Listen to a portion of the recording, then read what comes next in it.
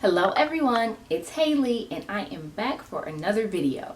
Today I wanted to share with you all my spring 2021 reading list. The libraries here in my city recently opened back up and they gave us the option to go online, go into their computer database, basically order the books that we want to read, and then you're able to go to the library and pick them up curbside. So it's been really cool to be able to get back into reading again without having to break the bank, if you know what I mean.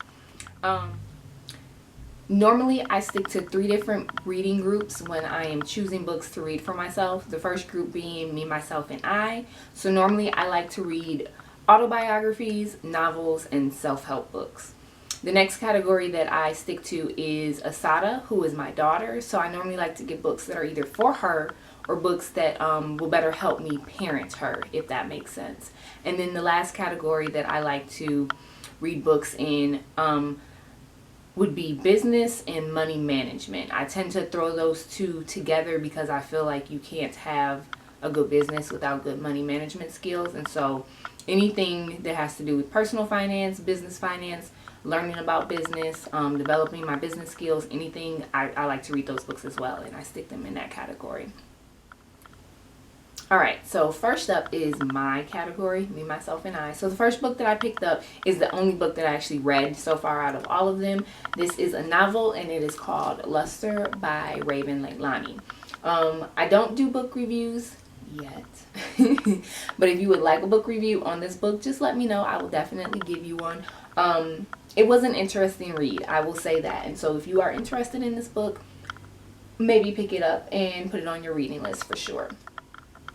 The next book on my list is a memoir, and it is My Soul Looks Back by Jessica B. Harris. This book is a timepiece. I'm really excited to read this one because she basically recounts all of her history back in the day hanging out with celebrities and very cool famous people. And so I'm interested to see what life she lived and what stories she has to tell us because of this. Next on my list is a book that I'm very, very excited to read. And this one is More Than Enough by Elaine Welter Roth. And this book I'm excited for because it's within the self-help category, but it's also a biography or a memoir.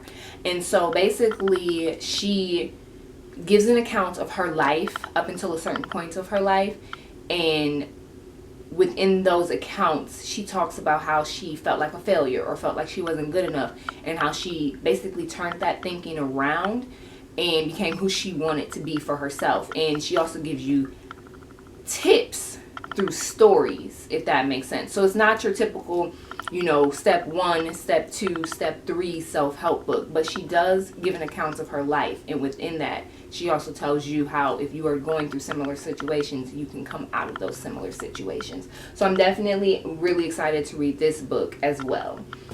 And then lastly, in my personal category, is a book called Stolen Women, and this one is by Dr. Gail Elizabeth White. The cover sold me on this book.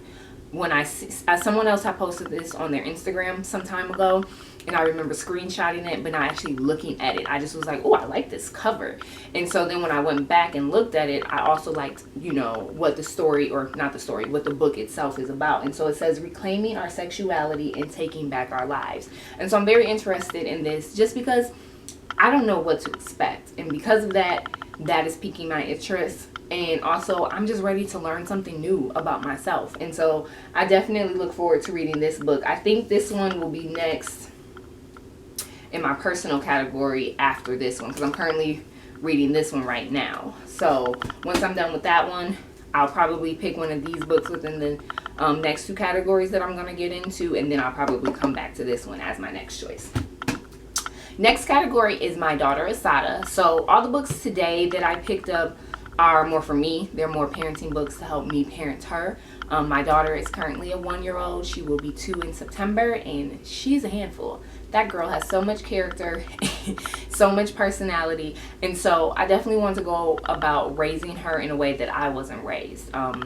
I was definitely raised a spoil the rod, spoil the child type parenting, and I want to branch into a different version of parenting for my own daughter. And so all the books that I picked up are in ways to help nurture her brain, also cultivate our relationship, and also help me have different ways to discipline her as well. So the first book that I picked up was The Whole Brain Child, and this one is by Daniel Siegel, MD. It says 12 revolutionary strategies to nurture your child's developing mind. And so I'm just interested to see what type of parenting advice comes out of this book. Also picked up another book by the same author. This one is No Drama Discipline. And so this one says The Whole Brain Way to Calm the Chaos and Nurture Your Child's Developing Mind. So like I said, I grew up on one form of parenting, and I want to broaden my horizons on other ways to discipline my child, especially a way that is drama free, because my daughter is with the dramatics right now, y'all, and I need all the help I can get in this parenting category. Lastly, the next book that I picked up was The Happiest Toddler on the Block, and this is by Harvey Karp, MD. So he also has another book called The Happiest Baby on the Block, and that is a very good book for first-time parents. I did read that book when I became a mom, and for me it was a refresher. I have a lot of little cousins and some younger siblings, so a lot of that book I did already know, but it was nice to refresh myself and become refamiliar with it for my own child. But then also, if you are a new parent, I suggest you get that book. It is a very helpful book for first-time parents.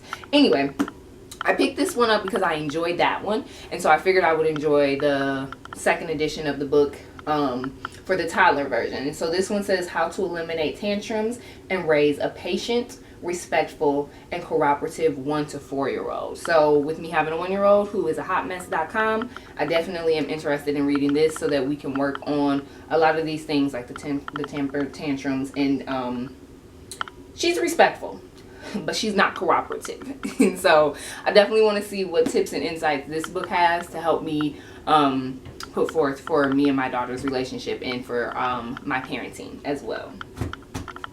The last category is business and finances, and like I said, for me they correlate with each other, so I tend to put all these books within that category as well. So the first book that I did pick up was Your Money or Your Life. This book was going around Instagram for a while, and I definitely knew that I wanted to read it.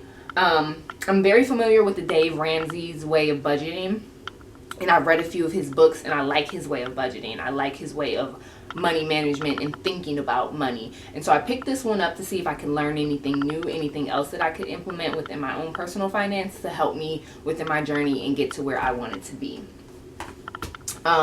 This book is a business book, and so this one is Profit First, and this one is Transform Your Business from a Cash-Eating Monster to a Money-Making Machine. Like I said, I am aware of personal finance. I think I understand a lot about personal finance, and so I've carried that into my business finances as a new entrepreneur, but I don't know if I'm going about it right. And so right now I'm very interested in business finance books and making sure that I'm going about that the right way for the future of my businesses. So I'm interested in reading this one to see what I can learn about business finance and profit, of course. And then lastly, the two next books that I picked up are for a new business venture that I am going into. Right now I am a notary public for the state that I live in, and so I picked up these books, Notary Public Practice and Glossary, and then also Notary Law and Practices. I picked these up just to read and skim. I'll probably actually read this one all the way through. This book I will probably go to the table of contents and find things that pique my interest and read from there. But since I am a notary, I want to make sure that I hone in on my craft, and since I'm also becoming a loan signing agent as well, I want to make sure that I have the foundation of my craft covered. And so I picked these up to basically learn because although I have been learning a lot from YouTube and the program that I purchased for myself, it doesn't give you everything. And so I just wanted to make sure that I was covering all my bases for myself. So yes, that's my entire book reading list for spring of 2021. Hopefully all these books will carry me into like early June, which is when I'm hoping to be able to return most of them and then start my summer reading list. But yeah, I'd like to know what you guys are reading for the spring. Please comment below some book titles that you are interested in reading or are currently reading or want to read, because I want to add those to my book list as well.